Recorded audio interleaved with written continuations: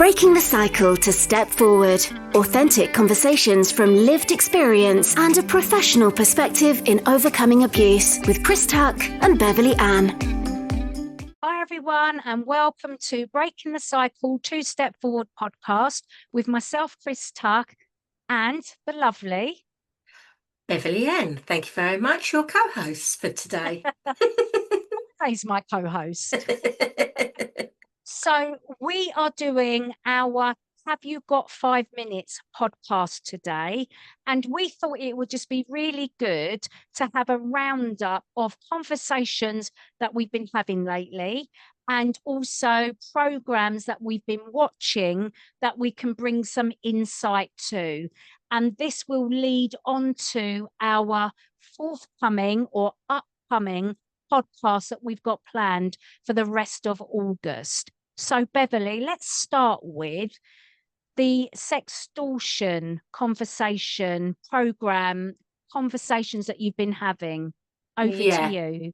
Well, the thing is, for me, I work with young people as well, and we know anyway by watching and listening to things, the impact social media has.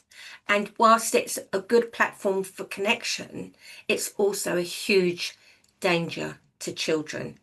And we've said this before, and this is no finger pointing. How many parents don't want to let their children get on a bus and go meet their friend because they're frightened of what can happen to them? But when they think that they're safe upstairs in their bedroom, there's a lot more that can go on because they're privy to the world. And we're talking young children here as well. They think they're playing games just with their friends. And on Channel 5, there's a documentary called Untold, and they have a sextortion documentary. And I watched it only last week, actually. And it's on this program, it's towards young boys, because the amount of young boys who are taking their own life, they're dying by suicide, is huge after what happens. And I think it's really good to be aware, to be educated, not to frighten people. But if you have watched a program like this, it gives you an idea of how to have a conversation and open it. So it's around showing what actually happens, how they get trapped into sextortion, how they get groomed. And it is Okay, before shocking. you carry on, Bev, what is sextortion for our viewers and listeners that don't know? Right. So they believe that they're chatting to a young girl or possibly another young boy if they're exploring their sexuality, and they receive images from them. And because they're in a safe environment and this other person has been sending images, they send images, but it will start off quite innocently. What do you look like? Take your top off, so it is step by step by step. And then when they send one or a couple and they're more intimate, suddenly they will be bombarded by this person, and there will be a clock come up, literally giving them 10 seconds, demanding money, £200 or something like that. Right. Now, in this program, what this young person has done is, a young man, he's in his early 20s, he's acted out as if he's trying to trap someone into doing this. And he's actually, when I say he's trapping them, he's the person that gets extorted for money over images. Okay. So he can show what actually happens. So is he a decoy? Is that what you're saying? Yes. He set himself up to show the process. Yes. Yeah. Right. And so let me just go back. So a young person's being groomed. Yes. By someone who is sort of like building a little bit of a relationship with them, building that trust. And they're saying, basically, show me your body in some form. I'll show you mine. And there's a swapping of images. Yeah. And then they're being manipulated, blackmailed for money. Yes, but the shocking thing is how quickly it turns. So you can imagine there's a young person, a young boy in this scenario. I'm not saying it doesn't happen to girls, it really does. But we've got a young boy who's like 10 seconds, or I'm going to put it over, share it with your family, your mum, So your that's dad, the your, threat. yeah, it's going to go on Right, social media. And right. even though this young man in the program is the decoy and he knows that this won't happen, do you see what I mean? Yeah, yeah, Even yeah, he yeah. said, I can feel the pressure of this. Yeah, yeah, So it got me thinking, okay, because this can happen even if you're in a normal relationship with someone and then people split up and then they want to share pictures. yeah, And it's like, how isolating is that and how vulnerable, and the shame, the guilt, sitting in your own room, you'd think like, oh, this is going to happen. I'm going to get bullied. But I then went further and afterwards did some exploration, because I'm very much about, okay, we know what's the cause, but what else can be done afterwards? And what was really interesting was Childline. yeah, For anyone who's not been on Childline's website lately, whether you're young or whether you're older, go on it. It is amazing. Whether you're a professional, whether you're a parent, an auntie, a carer, just go onto the website. And if you're a young person, you need to know what's on here. There's so much support. But what's really interesting as well, if you're 19 and under, and you think your images have been shared online, contact them, and they have the resources to contact a lot of the agencies and get them removed, whether it be pictures or videos. It's not 100%, yeah, but even if they're unable to, they're there to support you, and they will support you straight away. And that is what is so important. And I will share the link to yeah. that when we're finished. Um, and if you're in any professional capacity with young people, download the posters, print them, laminate them, and leave them around for young people, because it is fantastic what they have. So, Yeah, because you're more likely not to have a young person come to you if they feel scared and fearful of consequences. And also if they feel that shame, they abs- might not come to you. But if they see that there could potentially be a solution, i.e. via these yeah, posters that you said print out and have up, and then they can contact Childline and hopefully get any images or videos down, then that will be a reassurance to anyone that is in that predicament at this moment. absolutely. And what we're trying to do here is save lives. It is Yeah, that yeah, important. And there's another program that I know a lot of people have been speaking about, and that's adolescence. And that's yeah. um, targeted around online bullying. But even then, you can contact Childline again, and there's help for that. But what's interesting on Channel 5, they have the real adolescence, Right. where it's not a drama, and the Yeah, drama is very good. I'm not taking anything away from the yeah. drama, but the documentary shows you real footage of what's happened. And again, Okay. it's not about shocking people, it's not about scaring, it's about being informed. That way you can safeguard our young But this people. is the reality as well. If people do find it shocking and want to turn away from it, you truly can't afford to, because it's the reality of what is happening in this day and age. Yes, And absolutely. also, what I wanted to say, Bev, is that the Prime Minister got behind the drama adolescence and said it should be shown in every single school, da da da da da. And I don't have any beef with that, but it wasn't based on actual reality, whereas the documentary that you've just mentioned obviously does. The sextortion documentary does. And also, if we're talking about what children and young people should be shown, if it's appropriate, then we should be showing the three girls in schools as well, if we are going to be showing the adolescence drama. Because the Three Girls documentary, even though it came out many years ago, it is based on actual grooming gangs, and it's a hot topic at the moment politically, but socially and culturally, societally, it's also a topic of conversation that is a reality. So we can't shy away from it. And again, as you said, it's not about scaring anyone, but it's about being informed, understanding, acknowledging, and then also what are the solutions? Where can we go and get help and support? Because that is what we're all about. Absolutely, because we don't want people to get informed and then think, what do I do?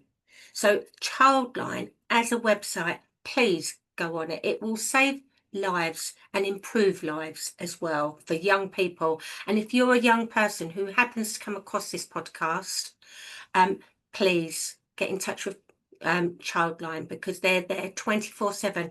You can speak to them on the phone, you can text them, you can talk to them online.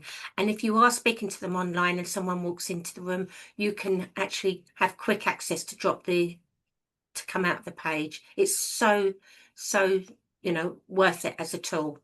So Chris, what about yourself? What conversations have you been having?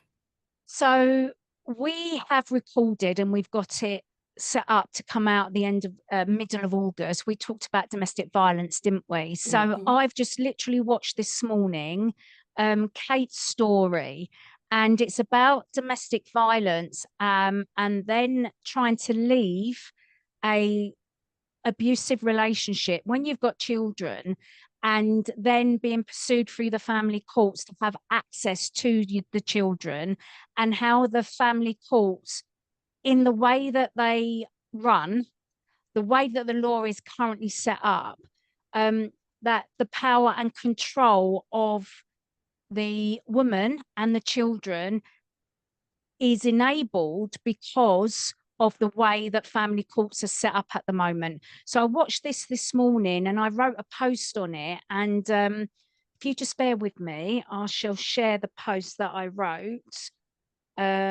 She says, it's just important, I think, that people understand that women, I know it happens to men as well, but we're talking about violence against women and girls and boys at the moment.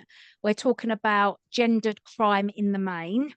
And we're talking about women that are trying to keep themselves safe, trying to keep their children safe, yet the family courts are set up to make sure that contact is enabled with alleged perpetrators, convicted perpetrators, at all costs. And they're saying that there should be supervised contact with children and alleged and convicted perpetrators of abuse in order to protect those children from abuse, and in order to make sure that this power and control dynamic doesn't continue on because of the situation of having children in the middle of it all. And it's really important that unsupervised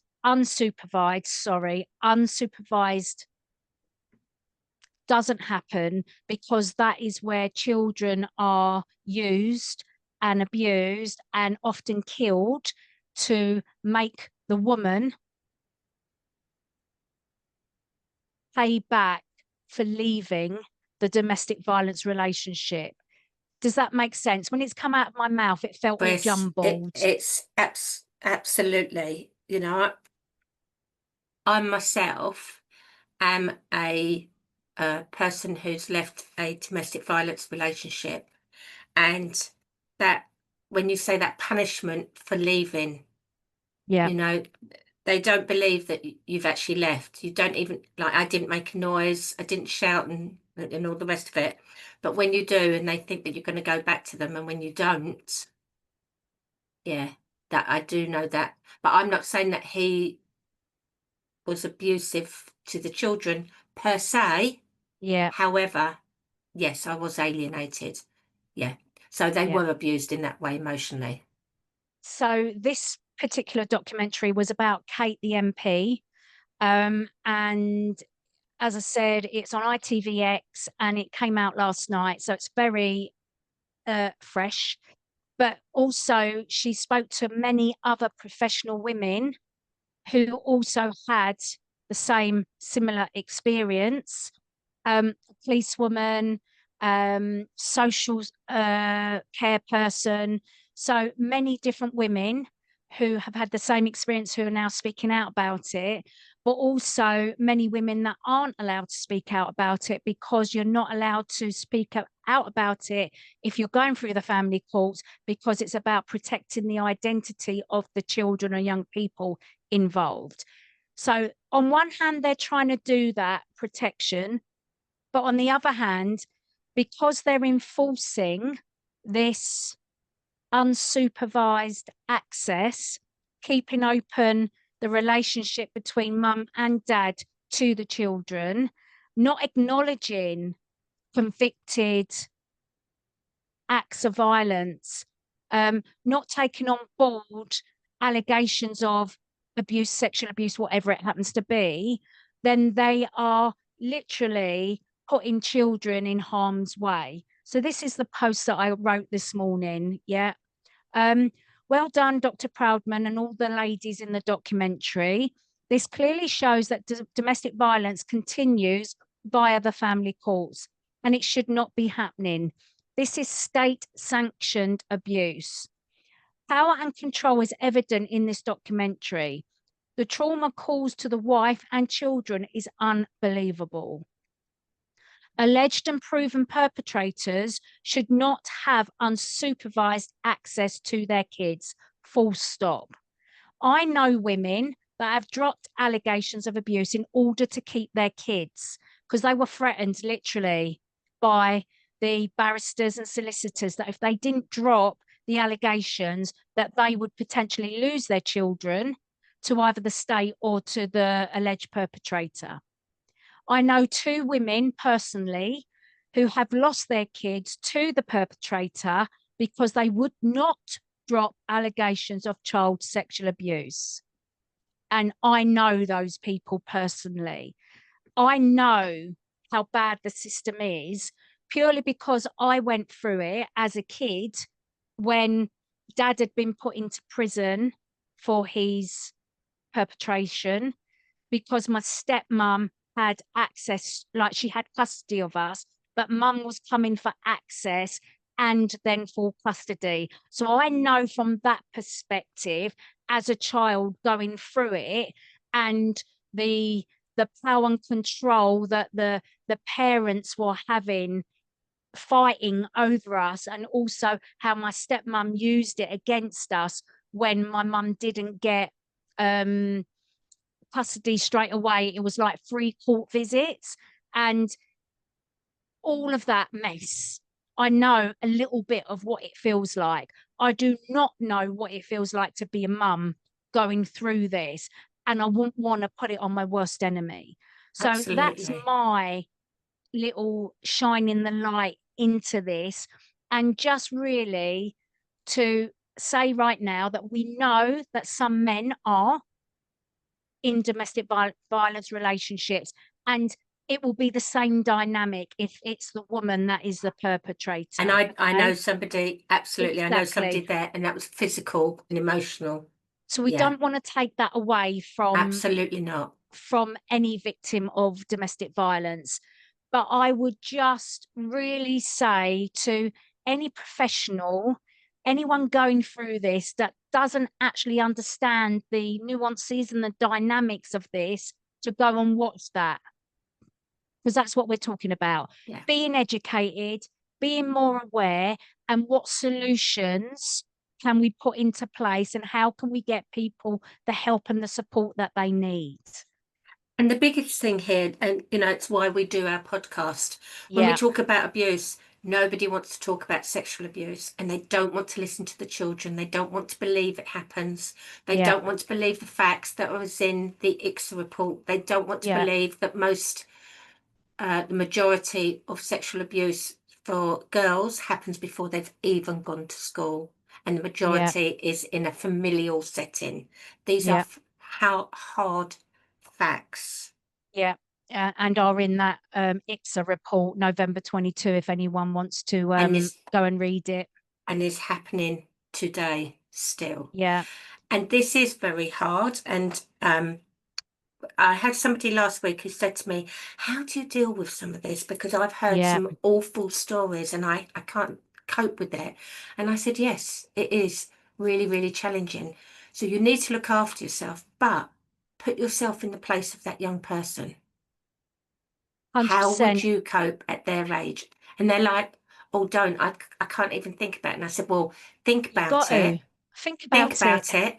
And then that way, what happens, you do look after yourself, but any anger, frustration, you Yeah. actually are able then to channel into it. Like, okay, so what can I do? Yeah. What can we do? You can write to your MP, for example. Yeah, but even like raise awareness through yourself, educate Yeah. yourself. Yeah. Yeah. As Yeah. soon And as have you educate yourself, conversations. yeah, that makes such a difference. And even last week, people think that whilst we use different conversation, that everybody uses it. They don't. And I don't know about you, Chris, but I try not to bite and I try and take a deep breath. But when somebody uses certain language, even that we think is from like 40 years ago, oh, they're just making it up, or why can't they just let it go? Why can't they move on? Excuse They're me.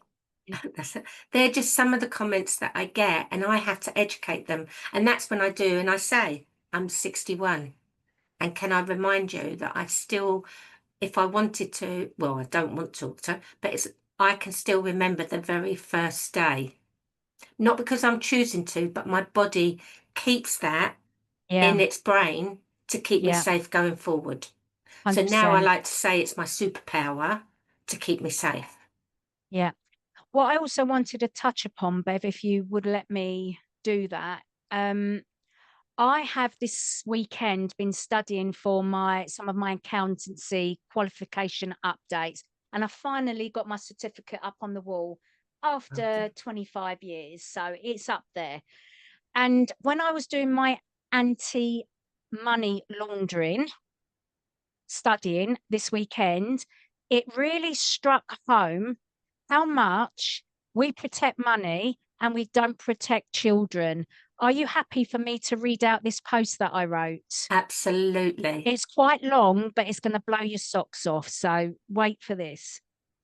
We protect money better than we protect children, and this has to change. After 8 years serving on the Independent Inquiry into Child Sexual Abuse as a VSEP panel member and 3 years campaigning for the full implementation of the ICSA 20 recommendations, I am now asking, why do we have more robust systems to protect money than to protect children?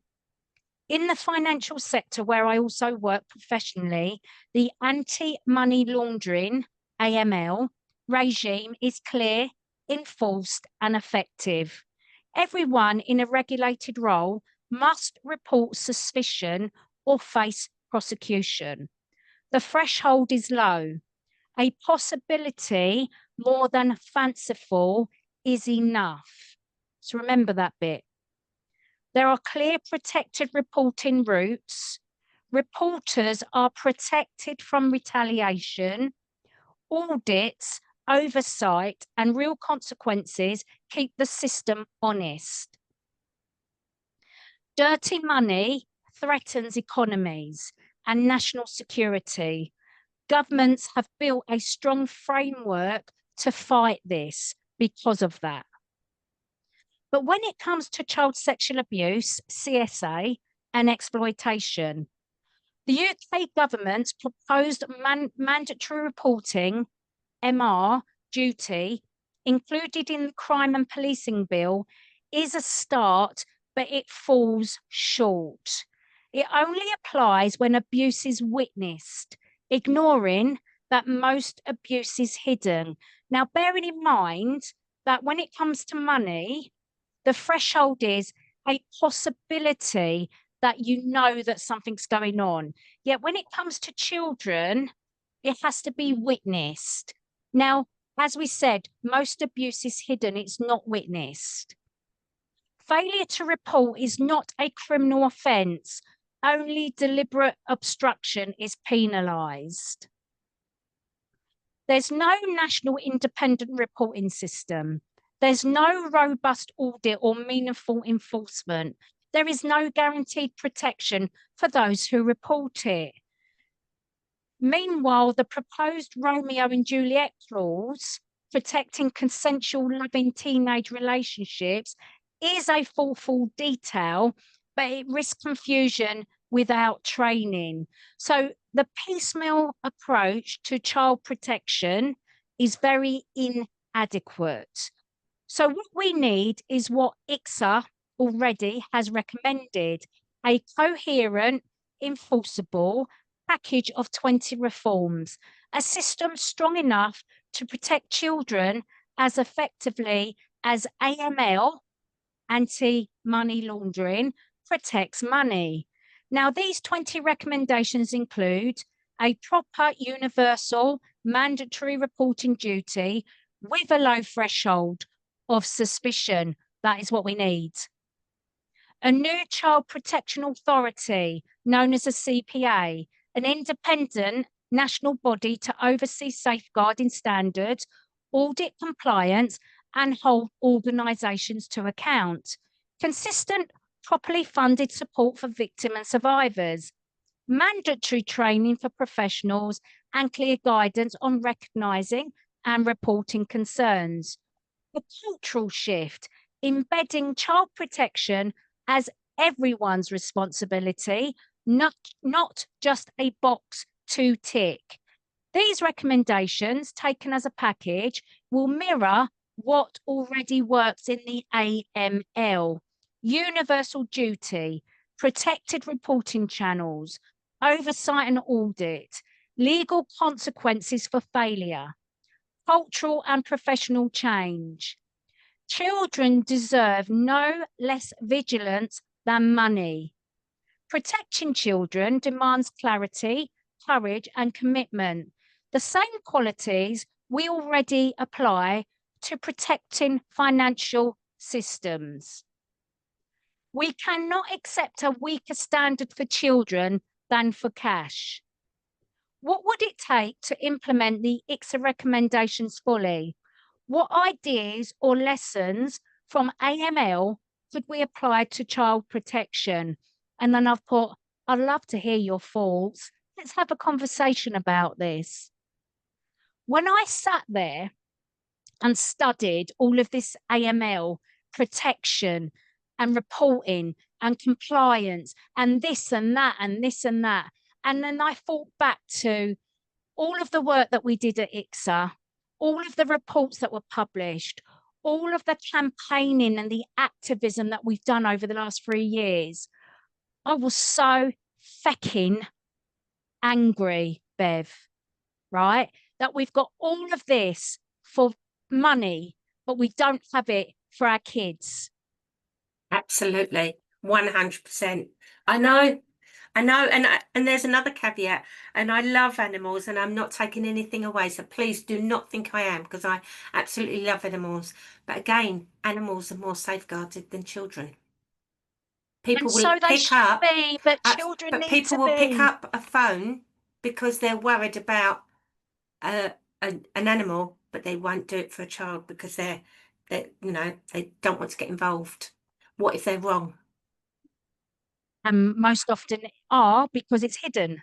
And also, who do I contact? I don't want to bother the police. I'm not sure. So if you're not sure, phone the NSPCC, contact them. Do it. It doesn't matter how small it seems. If there's something that doesn't feel right, contact them. But just call it out, Bev. We've got to get over ourselves. Whoever we are in society, we've got to get over ourselves. We've got to understand what is happening. We've got to acknowledge it, because if we don't acknowledge it, if we don't capture the data, then there isn't a problem, is there? We can all look away. And I see We can all this look away. time and time again in trainings and the data that is given out, and it frustrates me. Hence, that's why I'm doing my degree on research, because I want to be able to understand the research papers, which I'm going to be very honest, are very overwhelming. Yeah. So that I can change and communicate the message in the research, but most importantly, start advocating and taking part in some of the research going forward, so that we get research of today as well, because we have got some, but people pick and choose, want to be able to collate it. Yeah. Thank you so much, Chris, for sharing that. I don't think there's anything else we can say. I think that has tied that up so well, so neatly, and so shockingly, Yeah. that we protect our money, but not our children. Yeah. And So I've just like, I never felt that when I was going through that study over the weekend that I would ever come to like that. absolutely. Thank you. Thank you. So, as always, if there's anything that you've heard us discuss today and you want to put forward your own thoughts, whether you agree with us, whether you don't, please contact us on breakingthecycle2stepforward@gmail.com. We will put some of the programs links underneath in the write-up as well for you. But go and search. I will say, and this it's not a bias, it's, you know, go and look at all platforms, but I will say that Channel 4 and Channel 5 are Yeah. particularly brave in their sharing, and they do it in such a thoughtful way, and their thought process when they put forward a documentary. I'm not saying that other people don't, so if you've got some ideas, please let us know and we'll share them. Yeah. So, 100%. and we'll watch them ourselves if we haven't already. And if you want to be a guest on the podcast, then please get in touch. Tell us why you would like to be a guest. What would you bring to it? Because Bev and I, even though we share the detail of the topic in hand or someone's story, it's all about growth and it's all about awareness and it's all about accountability for us, isn't it, Bev? As well as. Absolutely. And showing that we all need support. Yeah. We didn't learn resilience because it was an easy ride. We've learned resilience because it's challenging and sometimes continues to be challenging.